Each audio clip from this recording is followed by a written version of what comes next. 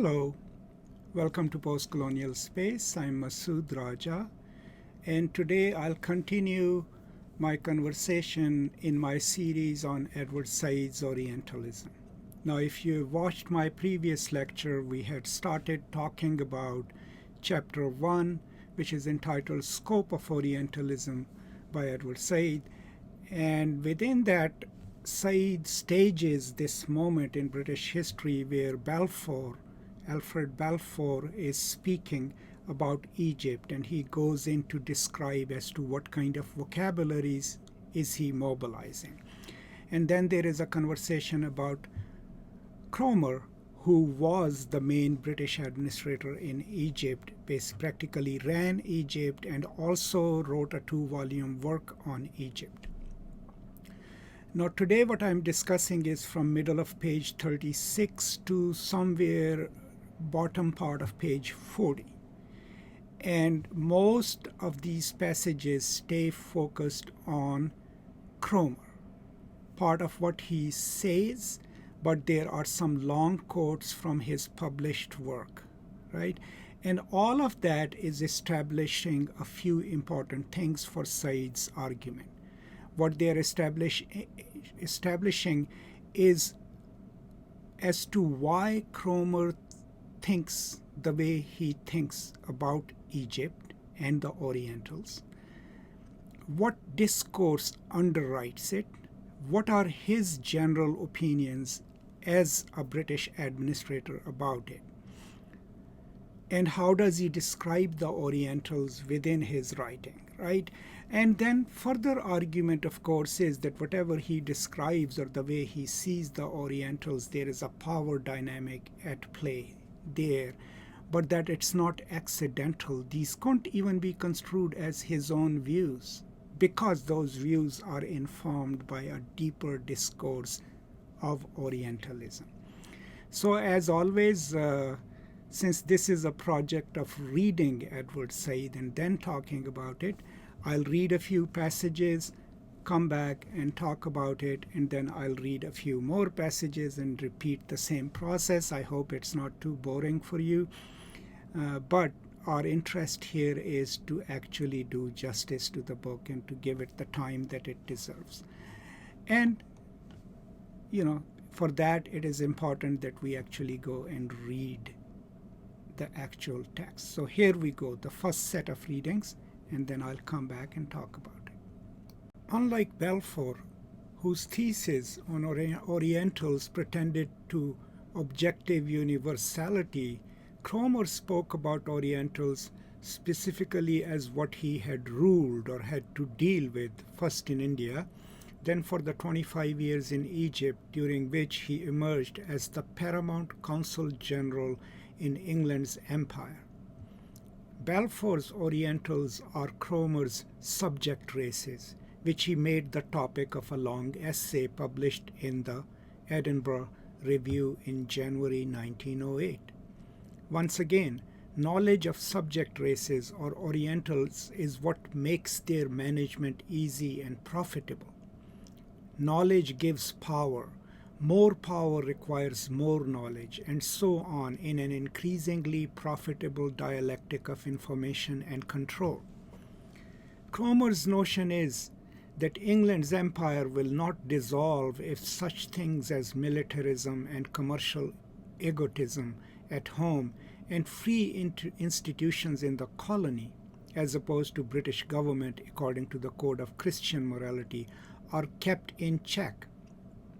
For if, according to Cromer, logic is something the existence of which the Oriental is disposed altogether to ignore, the proper method of ruling is not to impose ultra-scientific measures upon him or to force him bodily to accept logic. It is rather to understand his limitations and endeavor to find in the contentment of the subject race a more worthy, and it may be hoped, a stronger bond of union between the rulers and the ruled. Lurking everywhere behind the pacification of the subject race is imperial might, more effective for its refined understanding and infrequent use than for its soldiers, brutal tax gatherers, and incontinent force. In a word, the empire must be wise. It must temper its cupidity with selflessness and its impatience with flexible discipline.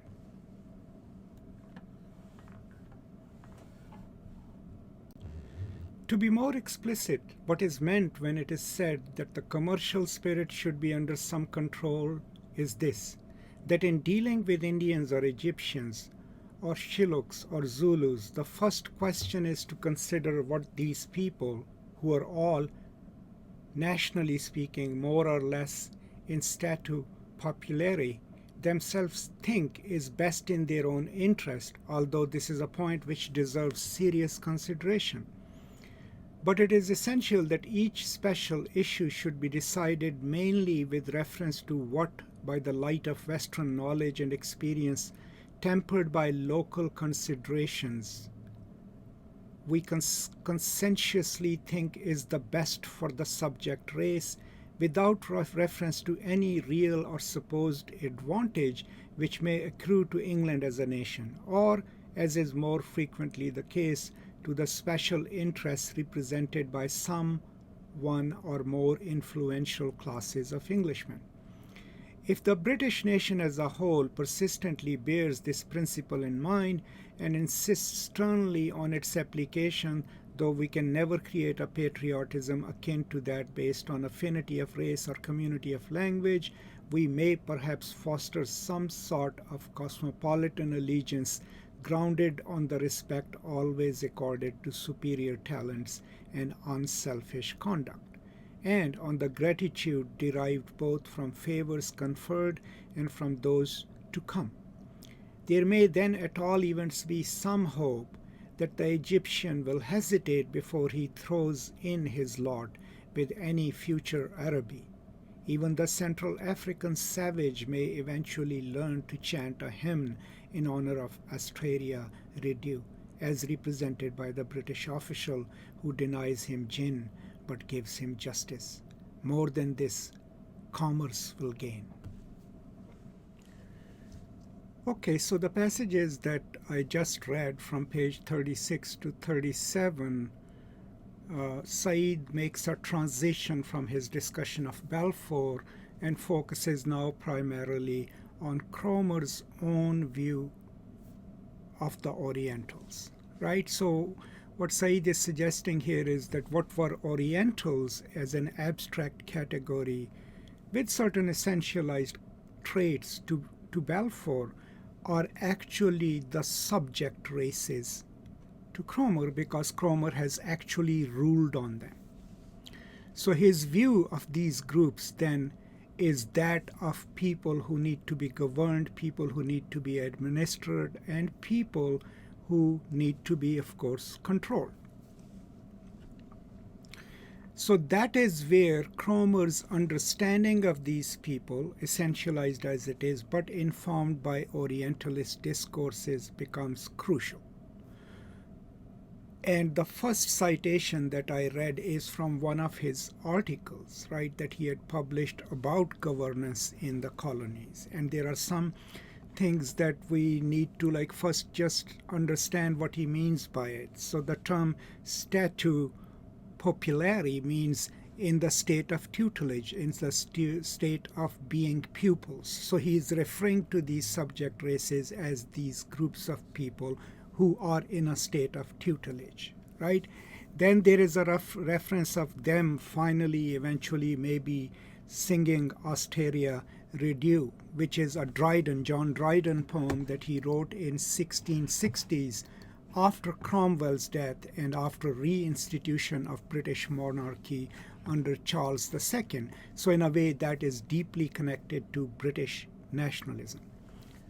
But overall, if you reread these passages, and I highly recommend it, the argument here is this is a profit-earning enterprise. There is no doubt about that. But how do we must present ourselves as their governors? So what Cromer is suggesting here is a move from dominance to hegemony. And what the British must do. They must mask or hide the actual project, right, which is profit earning, extraction of resources. Now remember, all of these enterprises, East India Company and all, are profit earning enterprises. And you also know that those are associated with the kind of middle class which was considered very Philistine and not sophisticated. So what he is suggesting is that no, the governance of these people who are in the state of tutelage, if we want to be effective and have a perpetual empire, is first of all to involve their participation in it, but only after their expectations have been tempered by a European system of knowledge, after they have been trained into that. But more importantly, that we must create an illusion of inclusion. And two, the British must mask the capitalistic aspects of their venture and must offer their services and their governance as something that they are doing out of the goodness of their heart for the betterment of these people. Now the people referred here are Indians, the Zulus, the Shillaks were a tribe, a Nile tribe from Sudan, right? All of these people who at one time or the other were hostile to British interests and actually fought against them. So overall, how do you represent yourself? How do you make sure that the empire lasts longer? Is by changing its functionality from pure dominance to creating a sort of hegemony. And those of you who are not familiar with the distinction between the two, please watch my lecture on dominance and hegemony as Antonio Gramsci theorizes it. But that is what is at play here. And then create an aura where the locals feel like they are being consulted, but consult them only and give credence to their ideas only after they have been constantly instructed in the British mode of thinking and behaving. So relationship is the dominant group, which is the British Empire, and the subject races, and then to those subject races are assigned certain essentialist traits, right? That will become clear in the next reading that I will do. But this is some of what I think about these passages that I just read to you. So let's go and read a few more passages, and then we'll talk about them a little more. How much serious consideration the ruler ought to give proposal from the subject race was illustrated in Cromer's total opposition to Egyptian nationalism. Free native institution, the absence of foreign occupation, a self-sustaining national sovereignty. These surprising demands were consistently rejected by Cromer, who asserted unambiguously that the real future of Egypt lies not in the direction of a narrow nationalism which will only embrace native Egyptians, but rather in that of an enlarged cosmopolitanism. Subject races did not have in them to know what was good for them. Most of them were Orientals, of whose characteristic Cromer was very knowledgeable, since he had had experience with them both in India and Egypt. One of the convenient things about Orientals for Cromer's was that managing them, although circumstances might differ slightly here and there, was almost everywhere nearly the same. This was, of course, because Orientals were almost everywhere nearly the same.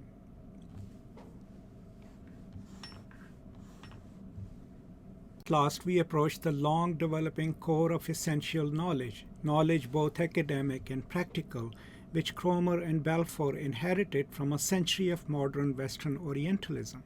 Knowledge about and knowledge of Orientals, their race, character, culture, history, traditions, society, and possibilities. This knowledge was effective.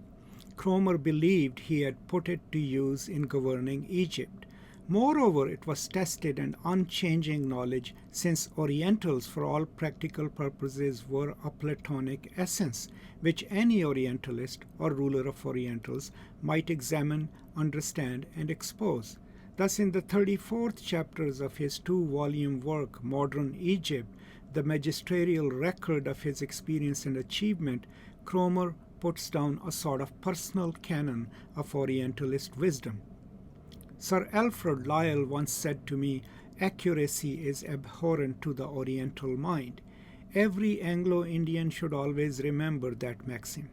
Want of accuracy, which easily degenerates into untruthfulness, is in fact the main characteristic of the Oriental mind. The European is a close reasoner. His statements of fact are devoid of any ambiguity. He is a natural logician, albeit he may not have studied logic. He is by nature skeptical and requires proof before he can accept the truth of any proposition. His trained intelligence works like a piece of mechanism.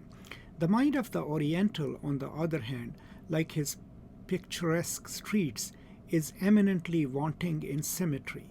His reasoning is of the most slipshod description. Although the ancient Arabs acquired a somewhat higher degree, the science of dialectics, their descendants are singularly deficient in the logical faculty. They are often incapable of drawing the most obvious conclusions from any simple premises, of which they may admit the truth. Endeavor to elicit a plain statement of facts from any ordinary Egyptian. His explanation will generally be lengthy and wanting in lucidity. He will probably contradict himself half a dozen times before he has finished his story. He will often break down under the mildest process of cross-examination.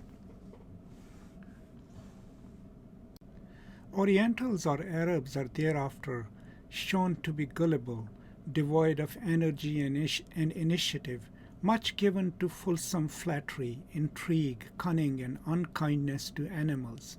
Orientals cannot walk on either a road or a pavement. Their discorded minds fail to understand what the clever Europeans grasps immediately, that roads and pavements are made for walking. Orientals are inveterate liars. They are lethargic and suspicious, and in everything oppose the clarity, directness, and nobility of the Anglo-Saxon race.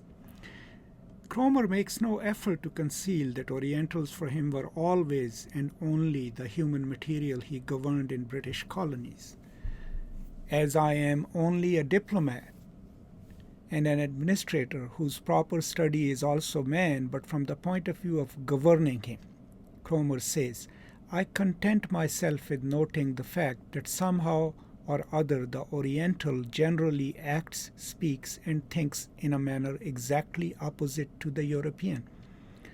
Cromer's descriptions are of course based partly on direct observation, yet here and there he refers to orthodox Orientalist authorities, in particular Ernest Renan and Constantine de Volney, to support his views. To these authorities he also defers when it comes to explaining why Orientals are the way they are. He has no doubt that any knowledge of the Oriental will confirm his views, which, to judge from his description of the Egyptian breaking under cross-examination, find the Oriental to be guilty. Okay, so my impulse here is to continue reading because Said himself does a wonderful job of deciphering what Cromer is saying. But what Said, when he unpacks the first quote, what he's trying to suggest is that there is not even an inkling of that the natives themselves will have a say in their governance. And the reason for that is that this dichotomous identity structure is being built, right, in which there are certain essential traits that are assigned to the natives, and it's the job of the European masters to watch out for those, but maybe eventually make these people more like the Europeans, right, so that they are easy to govern, right? But there is no hint here that the natives can or have the capability of knowing their own self-interest. They will know their own interest after they have been taught to know their self-interest. That's the argument. Now, the next long passage that he quotes that I just read is actually from Cromer's book, right? And if you look at that, every single negative stereotype, essentialist stereotype about Egyptians is mobilized over there, okay? They are selfish, they are irrational, right? They don't know how to behave against the modern infrastructure. There is an acknowledgement that the Arabs at some time were logical, but they are no longer so. So the juxtaposition is that the European by his very nature is logical, is rational, whereas the Oriental by his or her very nature is irrational, unorganized, has an enfeebled mind, and is so weak that breaks down under any interrogation, lies all the time, prevaricates. Every single negative connotation that you can is assigned to the Orientals, but also essentialized. And against that is offered this stable self of Europe, which is in exact opposition to those stereotypes. That is what Said means and other post-colonialists mean when they argue that the creation of the Orient as an object of study or creation of the Orientals as an object of study was an absolute necessity for Europe to stabilize its own self, right? Because you are impugning onto this other constituency all the things that you consider terrible, that are bad, and essentializing them. Against that then can be posited the idea of a noble, rational, logical European self, right? That's what he's arguing out there. But towards the end, after I finished the quote, what Said is also arguing about is that, Orientals are the subject race. They need to be governed, right? And in Cromer's view, that is the only view he has. His study of the Orientals, about whom he's writing these 2 volumes, is not a detached study. It's the study from the point of view of someone whose job it is, maybe he thinks it's natural, to govern them. But whatever he is saying about the Orientals in his own published work, what Said is then arguing is that if you lay bare its structural and discursive foundations, what you find out then is that even if he's been there, even if he has observed the Orientals, governed over them, his opinions are still informed by the major figures of the Orientalist discourse, the Orientalist knowledge-producing industry, right? Here is a guy who has run India, run Egypt, should have his own opinion, but he still defers to the opinions of the experts, right?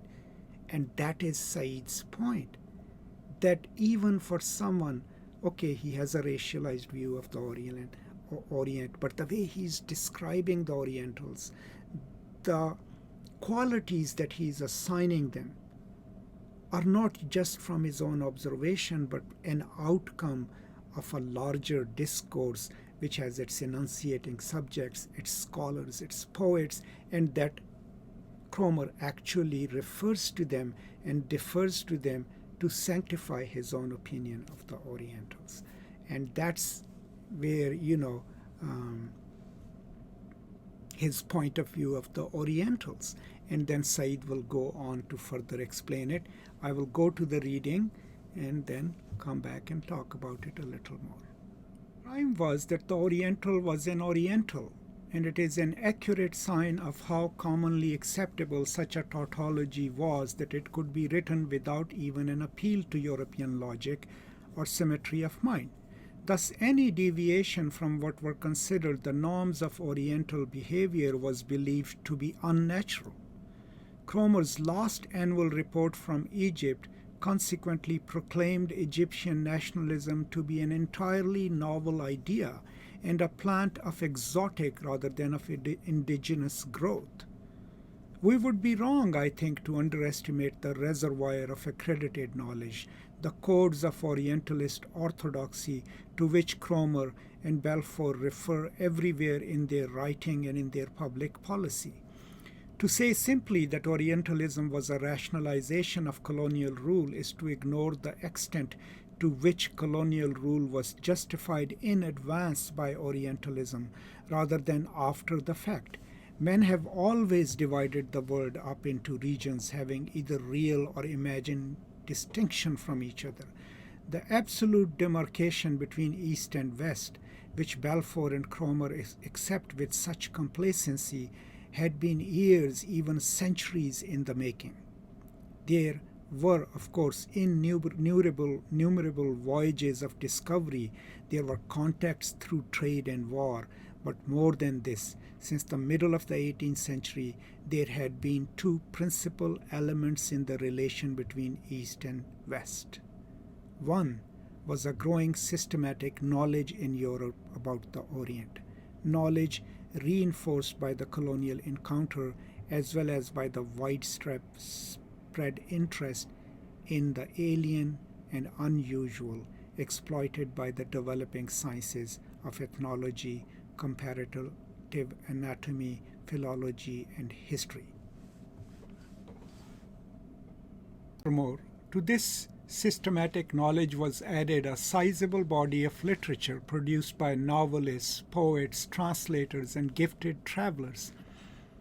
The other feature of Oriental-European relation was that Europe was always in a position of strength, not to say domination.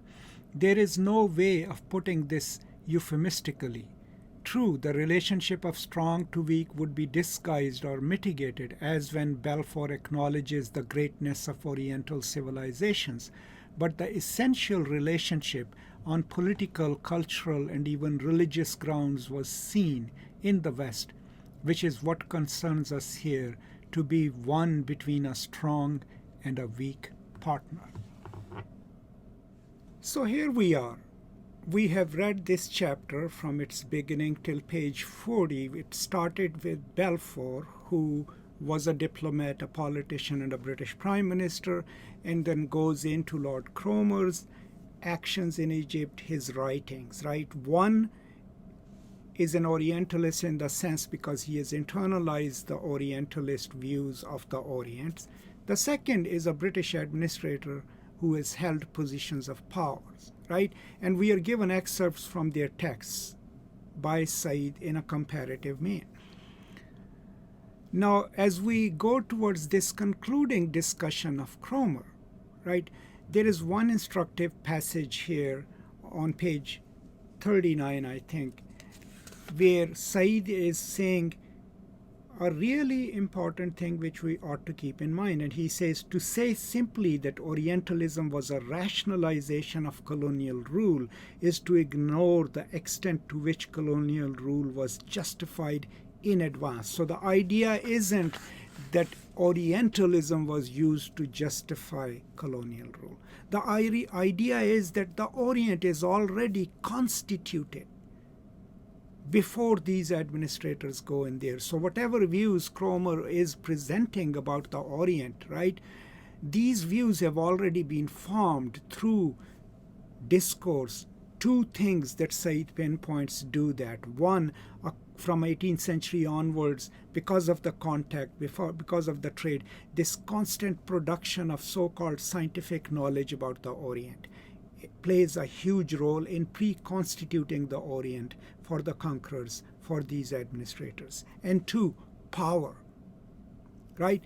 That the Europeans had a dominant role. Not only could they study these territories and write about them and produce works of literature and research about them, they also had the power to define them and to govern them.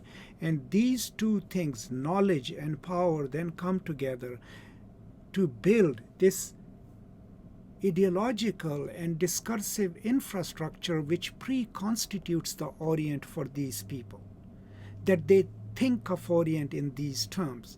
And what he's also pointing out is that when you essentialize the Orientals, when you assign them all these capabilities, if they do something that doesn't match the stereotype, that is considered an aberration, right? So for example, Cromer's critique of Egyptian nationalism and rise of Egyptian nationalism, he considers it an outside influence because somehow the natives shouldn't even be able to think of themselves as capable of fighting for their own freedom, right?